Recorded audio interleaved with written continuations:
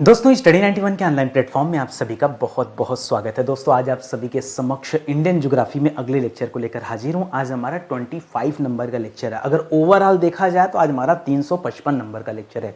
आज की क्लास जो भी बच्चे देखेंगे ना, इन्हें 10,650 सवाल तैयार करने का मौका मिल जाएगा। बहुत ही लंबी ये श्रृंखला चली है और अब तक दोस्तों 5 बड़े विषय मैं आप सभी को पढ़ा चुका हूं, जिसमें ancient, medieval, modern, Indian polity और वर्ल्ड ज्योग्राफी जैसे 5 बड़े विषय हैं। अगर आप चाहते हैं अलग से तैयारी करना बिल्कुल निःशुल्क फ्री में, तो आप दोस्तों प्लेलिस्ट में जा करके इन सभी क्लास को देख सकते हैं। ठीक है, चलिए फिलहाल आज की क्लास शुरू करते हैं। दोस्तों लास्ट टाइम हम लोगों ने पढ़ा था सिंधु नदी तंत्र के बारे में, उसके बाद पढ़ा ब्रह्मपुत्र नदी तंत्र के बारे में, उसके बाद पढ़ा गंगा नदी तंत्र के बारे में। तो गंगा नदी तंत्र जब हम लोग पढ़ रहे थे तो उसके अंतर्गत गंगा से संबंधित जितने भी सवाल थे, गंगा नदी की जो सहायक नदियां थी, उनसे संबंधित सवालों के बारे में हम लोगों ने पढ़ा। और आज की क्लास में हम लोग इसी प्रक्रम को आगे बढ़ाने वाले हैं। आज हम अपनी क्लास में यमुना नदी से संबंधित सवाल, रामगंगा से संबंधित सवाल, घाघरा, शारदा, गंडक और कोसी से संबंधित सवालों को देखेंगे और जो भी परीक्षा में पूछे जाते हैं सवाल, ऐसे सवालों पे चर्चा भी करेंगे। तो चलिए स्टार्ट करते हैं आज की क्लास को।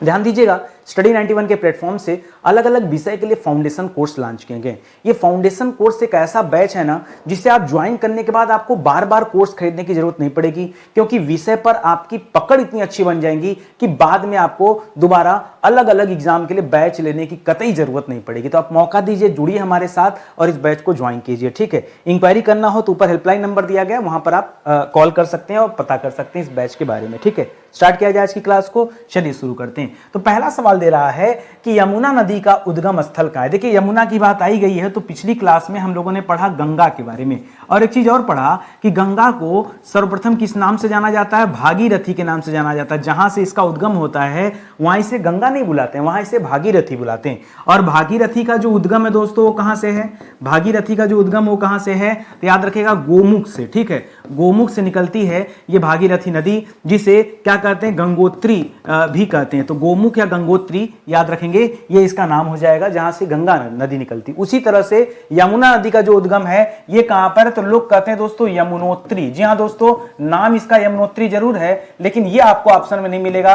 परीक्षा में आपको ऑप्शन मिलेगा बंदरपुंज। क्या मिलेगा दोस्तों, बंदर। यमुना नदी जो निकलती दोस्तों वो बंदरपुंज नामक एक श्रेणी है, उससे निकलती है। बंदरपुंज क्या दोस्तों, श्रेणी है। और यमुनोत्री क्या दोस्तों, यमुनोत्री आप कह सकते हैं ग्लेशियर है। ठीक है, यमुनोत्री क्या ना, किसका नाम दोस्तों, ग्लेशियर का नाम है। ठीक है, ये आप याद रखेंगे। इसी तरह से गंगोत्री ग्लेशियर था, चाहे ग्लेशियर कहिए चाहे उसे हिमनद कहिए। ठीक है, एक ही बात है। मेरी बात समझ में आ गई ना। ये रहा हमारे पहले सवाल का जवाब। इसी तरह से आगे देखिए और क्या क्या सवाल दे रहा है। कह रहा गंगा की सबसे लंबी सहायक नदी कौन सी। वैसे तो गंगा और यमुना लगभग एक पास से निकलती, बहुत ज्यादा दूर है, गंगोत्री यमुनोत्री में नहीं है, लेकिन उसके बावजूद भी दोस्तों यमुना नदी जो है दोस्तों ये गंगा की सबसे बड़ी सहायक नदी मानी जाती है। जी हाँ, गंगा की सबसे बड़ी सहायक नदी कौन सी है, यमुना मानी जाती है। यमुना आकर दोस्तों प्रयागराज में, कहां पर, प्रयागराज में किससे मिलती है दोस्तों, गंगा से मिलती है। प्रयागराज में आकर यमुना नदी किससे मिलती है, गंगा। अच्छा एक सवाल और आ सकता है कि गंगा नदी से मिलती है, लेकिन गंगा नदी से किस तट पर मिलती, बाएं या दाएं। तो गंगा नदी से बहती जाती है तो दाएं तट पर। ठीक है, याद रखेंगे गंगा के दाहिने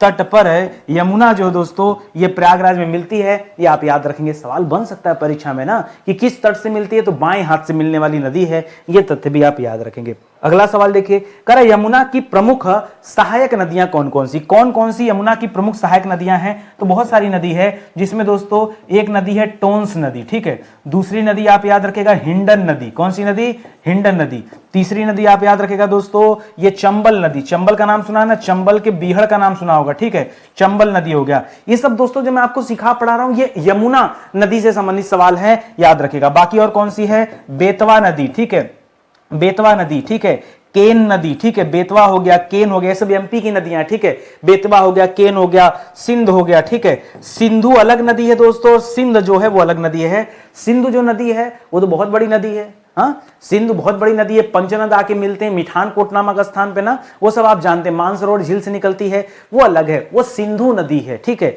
ये सिंध नदी है, तो दोनों दो नदियां हैं, इसे लेकर आप कंफ्यूज मत होइएगा, ठीक है। मैं पढ़ा रहा हूं, मैं समझा रहा हूं, तो एक एक चीज आप ध्यान से सुनते समझते चलिए। अगला सवाल कर रहा है, यमुना नदी में बाएं तट से मिलने वाली नदियां कौन? इसमें से जो अभी मैंने बताया 4-5 नदियां, उसमें से बाएं और दाहिने तट पर दोस्तों कौन कौन सी नदियां आकर मिलती हैं, सिर्फ आपको ये बताना है। तो एक तो याद रखेगा दोस्तों, हिंडन नदी गाजियाबाद के पास से निकलेगी, आएगी, ठीक है, मिलेगी, ठीक है। दूसरा याद रखेगा टोंस नदी। टोंस नदी दोस्तों ये हिमालयी नदी है, ठीक है। टोंस नदी क्या है दोस्तों, यह भी हिमालय पर्वत से निकलती है, इसलिए टोंस को हिमालयी नदी कहते हैं, ठीक है।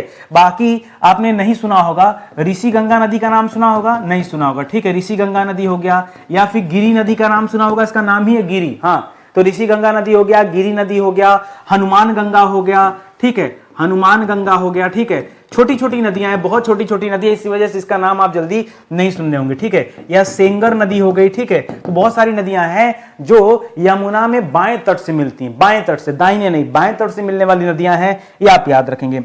अगला सवाल दे रहा है कि यमुना में दाएं तट से मिलने वाली नदियां कौन है? जो यमुना के दाहिने तट पर आकर मिलती हैं, उन नदियों का नाम बताना। तो इसमें तो बहुत पॉपुलर नदी दोस्तों, जिसमें हम चंबल का नाम लेते हैं, हम इसी के तहत दोस्तों बेतवा का नाम लेते हैं, हम इसी के तहत दोस्तों सिंध का नाम लेते हैं, हम इसी के तहत दोस्तों जो पीछे आप केन नदी पढ़े थे, केन नदी का नाम लेते हैं, ठीक है।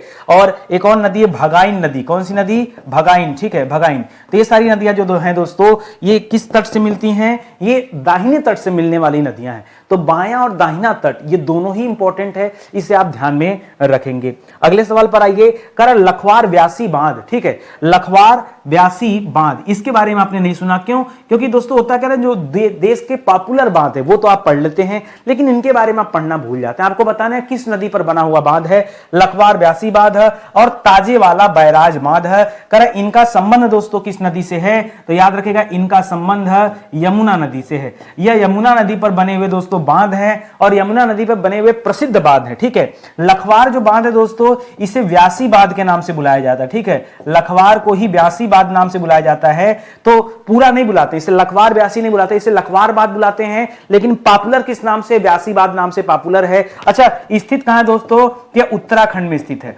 उत्तराखंड तो सर बहुत बड़ा, उत्तराखंड में कहां स्थित है? तो उत्तराखंड के देहरादून में दोस्तों स्थित है ये लखवार व्यासी बांध, ठीक है। उसी तरह से ये जो ताजे वाला बांध बैराज बना हुआ है, ये कहां पर स्थित है? यह हरियाणा में स्थित है। कहां पर स्थित दोस्तों? यह हरियाणा में स्थित है। हरियाणा में किस जगह सर? तो हरियाणा में एक जगह है यमुनानगर। कौन सा जगह है? यमुनानगर एक स्थान है, वहीं पर दोस्तों ये ताजे वाला बांध स्थित है। ये तथ्य भी आप याद रखेंगे। कोई दिक्कत आपको? लोकेशन याद रखिए, राज्य भी याद रखिए, और किस स्थान पे स्थित है यह बात भी आपको ध्यान रखना पड़ेगा, तब जाके आपका काम बनेगा, ठीक है। अगले सवाल पर आइए। अगला सवाल दे रहा है कि कौन सी श्रेणी यमुना और सोन नदी के मध्य जल द्विभाजक का काम करती है? अगर ये श्रेणी नहीं होती तो यमुना और सोन नदी का जल जो है वो अलग नहीं होता। तो याद रखेंगे यमुना और सोन नदी के बीच में यहां पे दोस्तों जो श्रेणी है इसी का नाम आपको बताना है, ठीक है। ये जो श्रेणी है इसी का नाम बताना है। याद रखेंगे ये सोन जो नदी दोस्तों, ये गंगा से आकर मिलती है कहां पर? पटना के पास में, ठीक है। पटना के पास गंगा नदी से आकर मिलती, सोन नदी से भी याद रखेगा। फिलहाल ये जो श्रेणी है दोस्तों, इसका जवाब क्या है? कैमूर श्रेणी। कौन सी श्रेणी है? कैमूर पर्वत श्रृंखला का नाम पढ़ा था ना आपने, यही जो कैमूर श्रेणी दोस्तों, यही आपका जवाब हो जाएगा, ठीक है। यही यमुना और सोन नदी के मध्य जल द्विभाजक का काम करती है, तो इसे आप याद रखेंगे, ठीक है। अगले सवाल पर आइए। कह रामगंगा नदी, इसका उद्गम स्थल कहां है? तो ये जो रामगंगा नदी दोस्तों, ये गंगा की सहायक नदी है।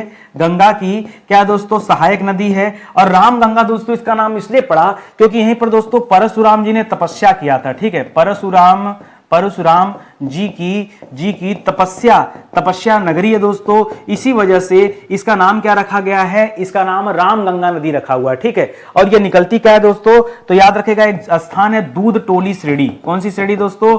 दूध टोली श्रेणी। यह दूध टोली श्रेणी से निकलती है रामगंगा नदी, इसे भी याद रखेंगे, ठीक है। और पड़ता कहां पर दोस्तों? तो गैरसेड़ एक स्थान है, गैरसेड़, ठीक है। गैरसेड़ को दोस्तों राजधानी बनाने की मांग काफी दिनों से चल रही है, ठीक है। और गढ़वाल का नाम सुना सुना होगा, उत्तराखंड गढ़वाल, गढ़वाल पहाड़ी, गढ़वाल पहाड़ी, गढ़वाल पहाड़ी उत्तराखंड, ठीक है, गढ़वाल पहाड़ी उत्तराखंड में यह स्थित है। यहीं से ये रामगंगा नदी जो है निकलती है। कहीं कोई दिक्कत नहीं ना, आराम आराम से पढ़िए। अगर आपने अपना नोट्स बना रखा है तो एक बार नोट्स में चेक कीजिए कि ये सारे तथ्य आपने अपने नोट्स में लिखे हैं कि नहीं लिखे हैं। मैं तो बहुत ही इंसार्ट वीडियो भी आपको दे रहा हूं, ठीक है, नदियों से संबंधित, बस खाली आप पढ़ते चलिए। कह रहा रामगंगा नदी मैदान में कहां पर प्रवेश करती है। इसके पहले दोस्तों ये सवाल हमने गंगा के बारे में पढ़ा था, ठीक है, पिछली क्लास में ये पढ़ा था कि गंगा नदी जो है दोस्तों, गंगा नदी ये मैदान में कहां प्रवेश करती है दोस्तों, तो इसका मैदानी क्षेत्र शुरू हो जाता है हरिद्वार से, ठीक है, कहां से, हरिद्वार में आकर दोस्तों गंगा नदी मैदान में प्रवेश करती। उसी तरह से रामगंगा नदी मैदान में कहां प्रवेश करती है, तो बिजनौर में, ठीक है, बिजनौर में एक जगह है नजीबाबाद, ठीक है, नजीमाबाद, ठीक है, नजीमाबाद है, ये कहां पड़ता है दोस्तों, ये बिजनौर में स्थित है। यहीं पर रामगंगा नदी आती है और बिजनौर में ही दोस्तों रामगंगा का मिलन दोस्तों किससे होता है, गंगा से होता है, ठीक है। गंगा और रामगंगा नदी का मिलन दोस्तों कहां पर हुआ है, ये बिजनौर में ही हुआ है। इसे भी आप याद रखेंगे, ठीक है। तो मैदानी क्षेत्र में प्रवेश करती, फिर यहीं पर आकर दोस्तों गंगा से मिल जाती है। इस तथ्य को भी आप याद रखेंगे। और बिजनौर ही वह शहर है जहां पहली बार गंगा नदी उत्तर प्रदेश में पहुंचती है, ठीक है। तो याद रखेगा बिजनौर में गंगा पहली बार गंगा की एंट्री कहां हो रही दोस्तों, उत्तर प्रदेश में हो रही, यूपी में एंट्री हो रही है। और एग्जिट पॉइंट कहां पर है, बलिया। तो बिजनौर से घुसती है और बलिया तक जाती है। इसके बीच में कुल 28 राज्य पड़ते हैं। ये भी पिछली क्लास में आपको पढ़ाया गया। कुल कितने राज्यों से होकर गुजरती है, तमाम किताबों में 27 राज्य मिलेंगे, लेकिन आप 28 याद रखेंगे। 28 बिल्कुल सही उत्तर है, ठीक है। अगला सवाल देखिए, कह रहा रामगंगा नदी की लंबाई और अपवाह क्षेत्र ये कितना है, ठीक है। रामगंगा वैसे बहुत बड़ी नदी नहीं है। अगर हम यहां बात करें दोस्तों गंगा नदी की, अगर हम बात करें गंगा नदी की कुल लंबाई मैंने आपको कितना बताया था, गंगा नदी की कुल लंबाई, तो कुल लंबाई मैंने बताया था आपको 2525 किलोमीटर, जिसमें से दोस्तों अकेले गंगा नदी उत्तर प्रदेश में सिर्फ 1450 किलोमीटर ट्रेवल करती हैं। और सबसे कम दूरी जो ट्रेवल करती हैं वो कहां ट्रेवल करती हैं दोस्तों, झारखंड में। झारखंड में नदी केवल 40 किलोमीटर ही जो है चलती है, ठीक है। उसी तरह से ये जो रामगंगा नदी, इसकी लंबाई कितनी है, तो इसकी लंबाई दोस्तों 596 किलोमीटर, कितनी है दोस्तों, 596 किलोमीटर लंबाई है। और जो क्षेत्रफल पूछ रहा दोस्तों, ये क्षेत्रफल मैं थोड़ा सा स्किप कर रहा हूं, ठीक है, 32,000 स्क्वायर वर्ग किलोमीटर के आसपास का क्षेत्रफल। एक बार आप चेक कर लीजिएगा, 32,000 वर्ग किलोमीटर का क्षेत्रफल है। बट मैं कंफर्म नहीं हूं, थोड़ा सा दिमाग से स्किप कर रहा हूं, इसलिए मैं स्टार डाल रहा हूं, ठीक है। प्लीज एक बार आप चेक कर लीजिएगा, जहां मुझे डाउट होता है वहां मैं थोड़ा सा जो है बताना चाहता हूं। 32 है कि कुछ और है, 30 है, 30-32 के आसपास है, ठीक है।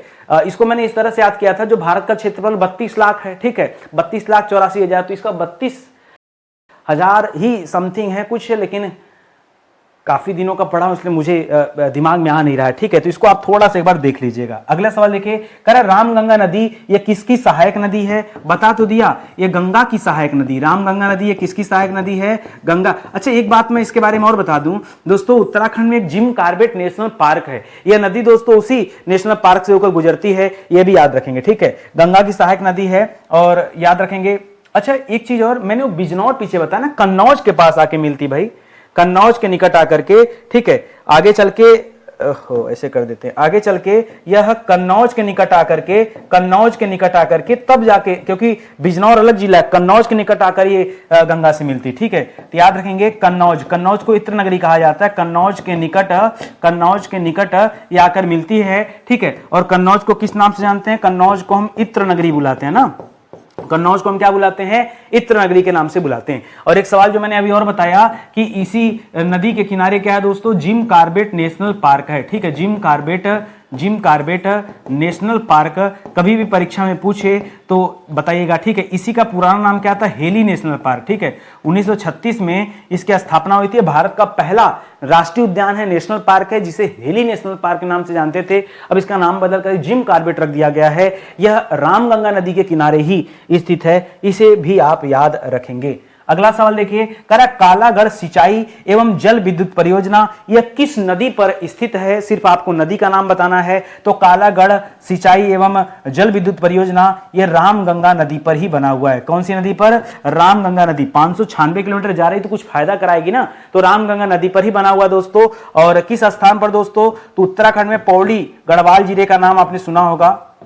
उत्तराखंड में पौड़ी गढ़वाल पौड़ी गढ़वाल का नाम सुना होगा। ये पौड़ी गढ़वाल में ही दोस्तों ये कालागढ़ सिंचाई एवं जल विद्युत परियोजना स्थित है, जो कि रामगंगा नदी पर बनी हुई है। इस तथ्य को भी आप याद रखेंगे। ठीक है, अगला सवाल देखिए, करा रामगंगा की सहायक नदियां कौन सी हैं? ठीक है, रामगंगा क्योंकि बड़ी नदी है, रामगंगा स्वयं दोस्तों गंगा की सहायक नदी है, स्वयं गंगा की सहायक नदी है, गंगा की सहायक नदी है। लेकिन उसके बावजूद भी दोस्तों इसकी सहायता भी अन्य छोटी छोटी नदियां करती हैं। आपको उन सभी नदियों का नाम बताना दोस्तों, तो याद रखिएगा थोड़ा सा कठिन यहां पर है। जैसे एक नदी है खोन नदी, एक नदी दोस्तों गगन नदी। आपने ये सब छोटी छोटी इतनी नदियां कभी इसका नाम भी नहीं सुना होगा। ठीक है, अरिल नदी, कोशी नदी। ठीक है, कोशी नदी। अच्छा, ये अलग अलग नदियां दोस्तों, इसको नाम आप याद रखेंगे। ये सब रामगंगा की सहायक नदियां हैं। ठीक है, चलिए आगे बढ़ते हैं, अगले सवाल पर आते हैं। अगला सवाल दे रहा है करनाली नदी।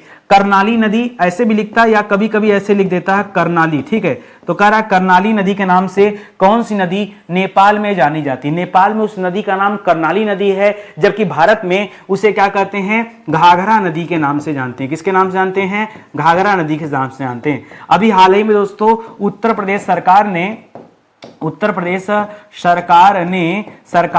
इसे सरजू नाम दिया है। क्या नाम दिया है? इसे सरयू नदी का नाम दिया है। घाघरा का ही दूसरा नाम क्या है दोस्तों? सरयू नदी नाम दे दिया गया है। तो ये भी आप याद रखेंगे। नेपाल में इसी घाघरा को क्या कहते हैं? करनाली के नाम से जाना जाता है। आगे चल के यही घाघरा नदी गोरखपुर के किनारे से बहने वाली दोस्तों एक नदी है राप्ती नदी, उससे जाकर मिल जाती है बरहज नामक स्थान है। बरहज जो है ये देवरिया के अंतर्गत आता है, बरहज। ठीक है, बरहज लार कौन कौन है भैया? बरहज लार का कोई बताएगा? बरहज लार सलीमपुर कोई है बच्चा तो कमेंट करें वहां पे। आगे देखिए, करा घाघरा नदी को पौराणिक ग्रंथों में किस नाम से दोस्तों पुकारा गया है? तो देखिए, एक तो हम सरयू नदी के नाम से जानते हैं, वो आप याद रखेंगे। और सरयू नाम उत्तर प्रदेश सरकार ने इसीलिए दिया है क्योंकि पौराणिक ग्रंथों में इसे किस नाम से बुलाया जाता था? घाघरा को सरयू के नाम से बुलाया जाता था। इसी कारण जो है सरकार ने इसका नाम भी बदल दिया है। ठीक है, तो ये लाइन भी आप याद रखिएगा, बढ़िया सवाल है। ठीक है, चलिए आगे बढ़ते हैं। ध्यान दीजिएगा, स्टडी 91 के प्लेटफॉर्म से ये जो क्लास चल रही है ना, निःशुल्क वाली क्लास, ये वैसे सुबह के 9 बजे चलती है।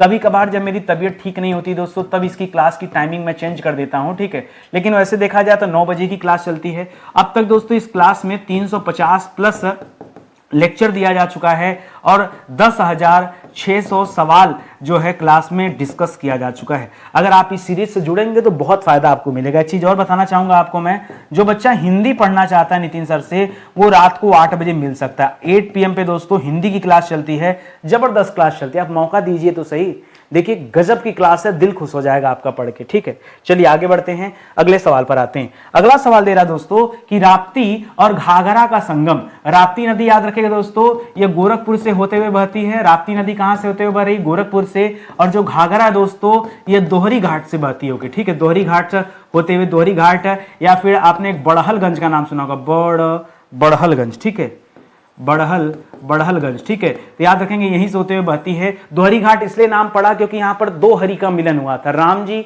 और परशुराम का मिलन दोस्तों कहां हुआ था? दोहरी घाट में हुआ था, इसलिए उसका नाम 2 हरि घाट है। ठीक है, चलिए फिर अलग बात है।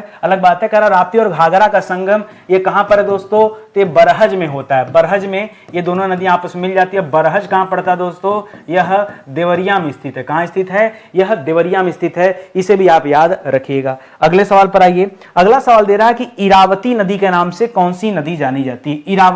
इरावती किसे कहते हैं? वैसे ये जो इरावती नदी दोस्तों, ये तो म्यांमार में बहने वाली एक नदी का नाम है। कहां बहती है?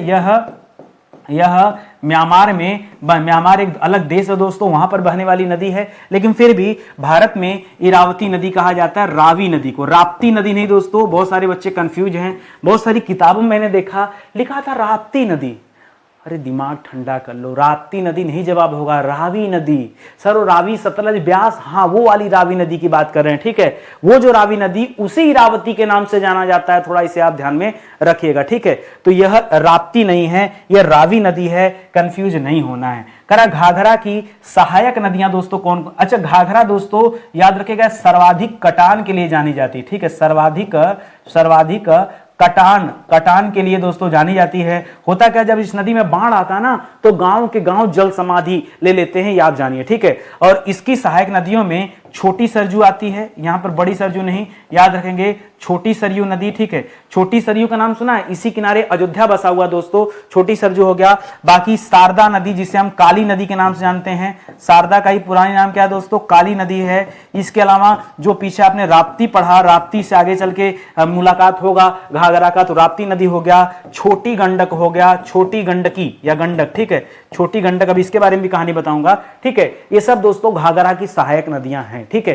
तो इस तथ्य को भी आप याद रखिए। आगे बढ़िए अगले सवाल पर। अगला सवाल दे रहा है कि भारत यानी उत्तराखंड और नेपाल के बीच सीमा निर्धारण करने वाली नदी कौन सी है? जो उत्तराखंड और नेपाल के बीच में सीमा निर्धारण करती है उस नदी का नाम क्या है? तो इस नदी का नाम है काली नदी। कौन सी नदी? काली नदी। काली नदी या फिर इसका एक और नाम है दोस्तों शारदा नदी। दोनों अलग अलग नदियां नहीं हैं, ये एक ही नदी के दो नाम हैं, या तो काली नदी कहिए या शारदा नदी कहिए, दोनों के बीच में सीमा रेखा का काम करती है। कहीं कहीं पे दोस्तों इसे महाकाली नदी भी कह दिया गया है, ठीक है। काली नहीं कह के इसे क्या नाम दे दिया गया है? महाकाली। तो कहीं काली मिलेगा, कहीं महाकाली मिलेगा, कहीं शारदा मिलेगा, ठीक है, या कहीं कहीं पे काली गंगा भी मिल सकता है, ठीक है। काली गंगा नदी ये एक ही नदी का दोस्तों नाम है, उसे अलग अलग नामों से जाना जाता है। तो आपको परेशान बिल्कुल नहीं होना है, कुछ नया नहीं है, बस चीजों को आप समझते चलिए, ठीक है। अगले सवाल पर आइए। कह रहा है पंचेश्वर बहुआयामी परियोजना।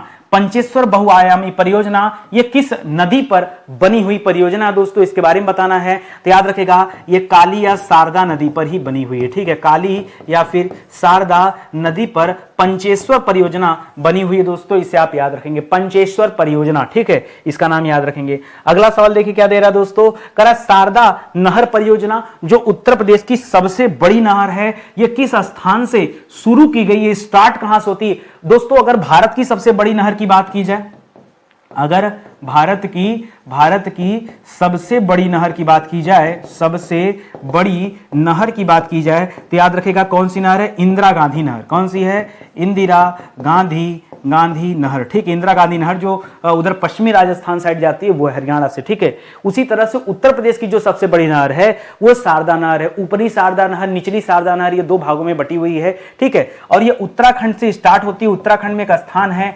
बनबासा। कौन सा स्थान दोस्तों? बनबासा, ठीक है। बनबासा एक स्थान है, यह बनबासा से ही दोस्तों शुरू होती है, इसे आप याद रखेंगे। शारदा नहर परियोजना ये बनबासा नामक स्थान से स्टार्ट हुई है, इसे आप याद रखेंगे, ठीक है। करा ऊपरी शारदा बैराज दोस्तों कुछ और नहीं, बैराज बांध को कहा जाता है जब पानी को इकट्ठा करके कहीं रोका जाता है, उसी को बैराज नाम दिया जाता है। तो ऊपरी शारदा बैराज, निचली शारदा बैराज और टनकपुर बैराज, इन सभी का संबंध दोस्तों किस नदी से, किस नदी के पानी को रोक करके यह बनाया गया है? तो शारदा नदी किसे कहते हैं बताइए? शारदा नदी किसे कहते हैं? आपने कहा शारदा नदी को ही दोस्तों काली नदी के नाम से भी जाना जाता है, ठीक है, ठीक है। तो आपका जवाब भी ये होगा। तो शारदा जो नहर है ये शारदा नदी से ही निकाली गई है, ये एक कॉमन सी बात है। और स्टार्टिंग पॉइंट इसका कहां है दोस्तों? ये कहां से स्टार्ट होती है? तो याद रखेगा बनबासा से शुरू होती है। कहां से? बनबासा से दोस्तों स्टार्ट होती है। बनबासा जो जगह है ये आपके उत्तराखंड में स्थित है, इसे आप याद रखेंगे। करा सदा नीरा के नाम से वैदिक काल में किस नदी को जाना जाता था? किस नदी को सदा नीरा कहा जाता था? तो गंडकी को। गंडकी कहिए चाहे वर्तमान में इसे गंडक बोलते हैं, ठीक है। तो गंडक नदी का ही दूसरा नाम क्या था? गंडक नदी का ही दूसरा नाम क्या था? सदा नीरा नाम था, याद रखेंगे। और नेपाल में दोस्तों याद रखेगा एक इंपॉर्टेंट पॉइंट यहां पर, नेपाल में आपने सुना होगा सालीग्राम दोस्तों किस नदी में मिलता है? तो दोस्तों गंडकी नदी में ही सालीग्राम मिलता है, जो भगवान विष्णु से संबंधित है, सालीग्राम पत्थर, ठीक है। और वहां नेपाल में इसे नारायणी नदी के नाम से जाना जाता है। किस नाम से जाना जाता है? नारायणी नदी के नाम से जाना जाता है, क्योंकि नारायण से संबंधित जो सालीग्राम का पत्थर है वो यहीं से प्राप्त किया जाता है। या कहीं कहीं पे इसे सप्त गंडकी के नाम से जाना जाता है। किसके नाम से? इसे सप्त गंडकी के नाम से भी जाना जाता है, तो कुछ अलग नहीं है, एक ही नदी के कई सारे नाम हो सकते हैं, इसलिए सभी नामों पर आप जो है अपना ध्यान दीजिए। एक बार ध्यान में रखेंगे तो हो सकता है परीक्षा के टाइम आपको याद आ जाए। कह रहा है कि उत्तर प्रदेश और बिहार के बीच में सीमा निर्धारण कौन सी नदी करती है? उत्तर प्रदेश राज्य और बिहार राज्य के बीच में दोस्तों यही गंडक नदी है जो सीमा निर्धारण करती है। कौन सी नदी? गंडक नदी। ठीक है, गंडक नदी ये सीमा निर्धारण करती है किसके किसके बीच में? उत्तर प्रदेश और बिहार राज्य के बीच में बहती हुई ये नदी आगे बढ़ती है। ठीक है, अगला कह रहा है गंडक नदी को अन्य किस नाम से जाना जाता है? तो पीछे तो हमने पढ़ा कि गंडक नदी को सदानीरा के नाम से जाना जाता है, सदानीरा नदी, या फिर इसे सप्त गंडकी कहा जाता है। क्या कहा जाता है? सप्त गंडक नदी के नाम से भी जानते हैं। या फिर इसी का एक दूसरा नाम नेपाल में क्या है दोस्तों? नारायणी नदी है, नारायणी नदी। लेकिन नारायणी नदी जो इसका नाम है ये नेपाल में बोला जाता है। ठीक है, और इसी नदी में दोस्तों क्या पाए जाते हैं? सालीग्राम पत्थर पाया जाता है। ठीक है, सालीग्राम पत्थर जो है दोस्तों ये बड़ा पूजनीय होता है। ठीक है, इस पत्थर की एक खास विशेषता है दोस्तों, इस पत्थर को तोड़ने पर अंदर सुदर्शन चक्र की आरती मिलती। कभी सालीग्राम पत्थर के बारे में आप पढ़िए तब आपको समझ में आएगा। ठीक है, आगे बढ़िए। कह रहा है सालीग्राम पत्थर ये किस नदी में पाए जाते हैं दोस्तों? तो ऐसे पढ़िएंगे तो नारायणी नदी आप कह सकते हैं, बिहार में ही वहां नेपाल में दोस्तों नारायणी नदी है। ठीक है, वहां, या फिर इसी को हम गंडक कहते हैं तो गंडक नदी भी आप बोल सकते हैं। यहीं पर दोस्तों ये सालीग्राम पत्थर पाए जाते हैं, याद रहे। स्पेशली दोस्तों ये जो पत्थर है ना ये मुक्तिनाथ क्षेत्र में पाए जाते हैं। ठीक है, खास करके जो मुक्तिनाथ क्षेत्र है इस नदी का, उस स्थान पर दोस्तों स्पेशली बहुतायत मात्रा में सालीग्राम के पत्थर मिलते हैं। पूरा नदी पर ढूंढेंगे तो कम मिलेगा, लेकिन यहां पर दोस्तों मिलता है। इसी तरह से नर्मदा नदी में नर्मदेश्वर शिवलिंग मिलता है, बड़ा गजब का शिवलिंग है। ठीक है, पानी से ही दोस्तों शिवलिंग का निर्माण होता है, नर्मदेश्वर शिवलिंग।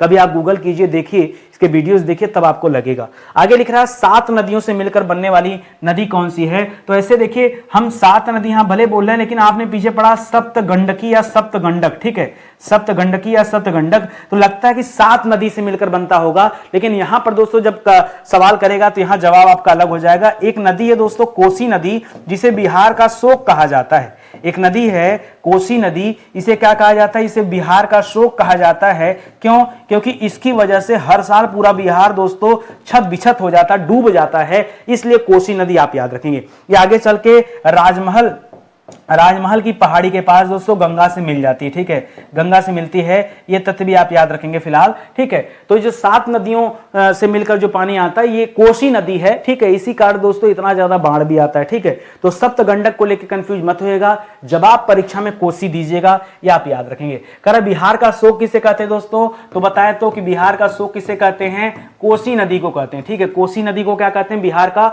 शोक कहते हैं। ठीक है, क्यों? क्योंकि यह नदी अपने मार्ग परिवर्तन के लिए जानी जाती। ठीक है, आज यहां पर ही कल कहां चली जाएगी पता नहीं। ठीक है, यह नदी मार्ग परिवर्तन के लिए जानी जाती है, आप याद रखें। इसी तरह से दोस्तों एक सवाल और याद रखेगा। मान लीजिए सवाल कर दिया कि पश्चिम बंगाल का शोक किसे कहते हैं? पश्चिम बंगाल का शोक किसे कहते हैं? तब क्या बताएंगे दोस्तों? तब बताइएगा दामोदर नदी। दामोदर नदी, वहां पर दामोदर का बाढ़ आता है। ठीक है, इसी तरह से सवाल आता है उड़ीसा का शोक किसे कहता है? उड़ीसा का शोक किसे कहा जाता है? तो उड़ीसा का शोक कहा जाता है महानदी को। किसे कहा जाता है? महानदी को उड़ीसा का शोक कहा जाता है। ठीक है, तो इस तथ्य को भी आप याद रखिए। अगले सवाल पर आइए। अगला सवाल दे रहा है कि हुगली की वह सहायक नदी जो पश्चिम बंगाल और झारखंड में भ्रंश घाटी से होकर प्रवाहित होती है, उसका नाम क्या है? तो भ्रंश घाटी से होकर प्रवाहित होने वाली नदी कौन सी है?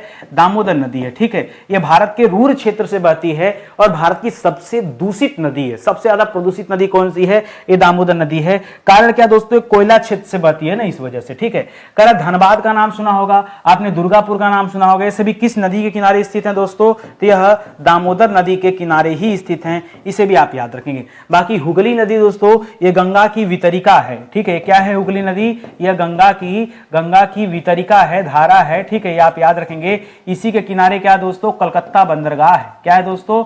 कलकत्ता बंदरगाह है। ठीक है, ये आप याद रखेंगे। और हुगली नदी से कट के एक भागीरथी अलग दिशा में चली जाती है, वह भी आप याद रखिएगा। ठीक है, तो आज का सेशन ही समाप्त होता है। ठीक है, उम्मीद करता हूं आपको अच्छा लगा होगा, समझ में भी आया होगा। ठीक है, आप जुड़े रहेंगे स्टडी 91 से। तो सही बताऊं ना, एक एक विषय इतना बढ़िया से हम लोग पढ़ा गया है। जितना इत्मीनान से आज की क्लास की है ना, इसी तरह से पीछे की क्लास भी मैंने पढ़ाया, बस आपके देखने वाली बात है। ठीक है, ऐसे बहुत सारे विषय हैं जिनको पहले YouTube पे पढ़ाया जा चुका है, उनके नोट्स हैं। हैंड रिटन नोट्स हैं, आप चाहें तो इन नोट्स को परचेज कर सकते हैं। पहले मैं कॉपी कलम में पढ़ाता था, आप पुरानी क्लास जाके देख सकते हैं, क्वालिटी वहां भी मिलेगी। ये उन्हीं सभी क्लास के नोट्स हैं, इसके तहत इंडियन ज्योग्राफी का भी नोट्स है, आप चाहें तो परचेज कर सकते हैं। बाकी ये वाली क्लास चली रही है, ये सभी के लिए दोस्तों है, एक तरह से हमारे पेड प्रोग्राम का ये ट्रेलर है जो मैं अभी पढ़ा रहा हूं। ठीक है, तो चलिए आज का सेशन ही समाप्त होता है, मिलते हैं दोस्तों अगले लेक्चर में, तब तक के लिए बहुत बहुत धन्यवाद आप सभी का। जय हिंद, जय Bharat, thank you so much.